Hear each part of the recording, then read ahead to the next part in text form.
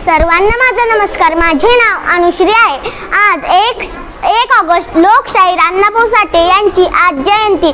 त्यांचा जन्म 1 ऑगस्ट 1920 रोजी सांगली जिल्ह्यातील वाळवा तालुक्यात वाटेगाव या गावी झाला। त्यांचे पूर्ण नाव तुकाराम भाऊराव साठे असे होते। त्यांच्या वडिलांचे नाव भाऊराव व आईचे नाव वालुबाई होते। अण्णाभाऊ साठे हे एक थोर समाज सुधारक, लेखक व कादंबरीकार होते।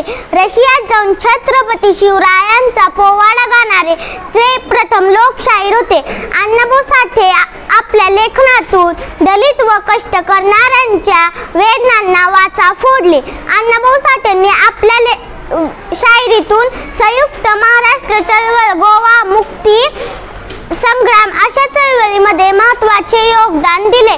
फकीरा या त्यांच्या कादंबरीला राज्य सरकारकडून सर्वोत्कृष्ट कादंबरीचा पुरस्कार मिळाला आहे। जय हिंद, जय महाराष्ट्र।